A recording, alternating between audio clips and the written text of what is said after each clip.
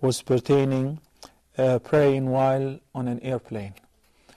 The ruling on praying while airborne do not change except whenever it is necessary from the ruling while praying on land, which I mean that the Prophet ﷺ said, صَلِّ قَائِمًا فَإِن لَمْ تَسْتَطِعْ فَجَالِسًا فَإِن لَمْ تَسْتَطِعْ فَعَلَى جَنْبٍ.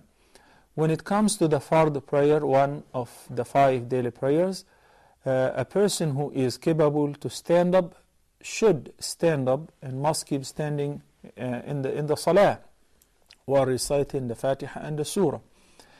So standing is one of the arkan, one of the pillars of the salah, and one of the conditions of its validity.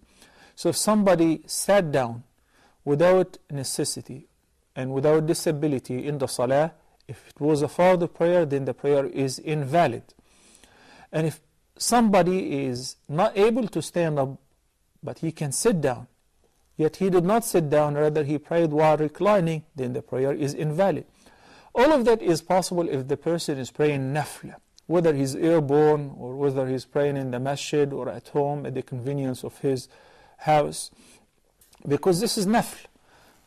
But if he prays while sitting down in the nafla prayer, he would only get half of the reward for the prayer, because he did not stand up.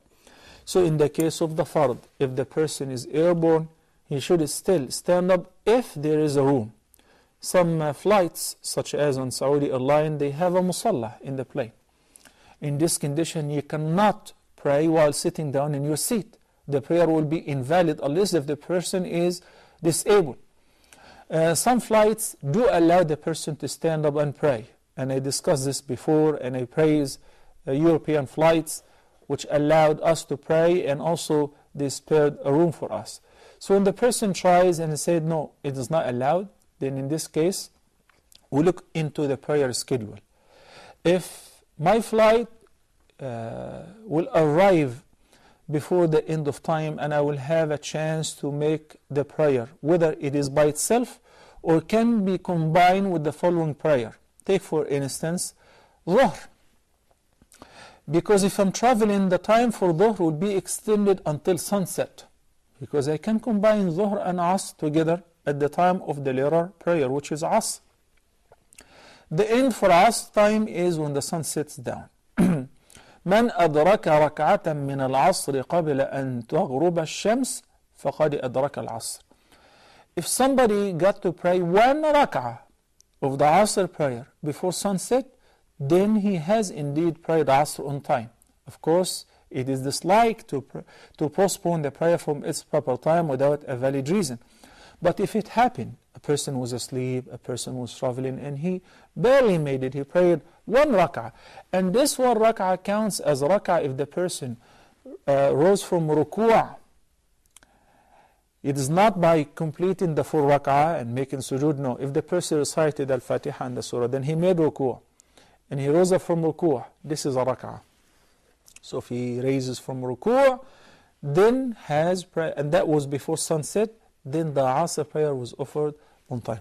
So if in my mind and with my simple calculation, I believe that number 1, I cannot stand in the prayer in the plane. They don't allow that. There is no room. There are small jets. Okay.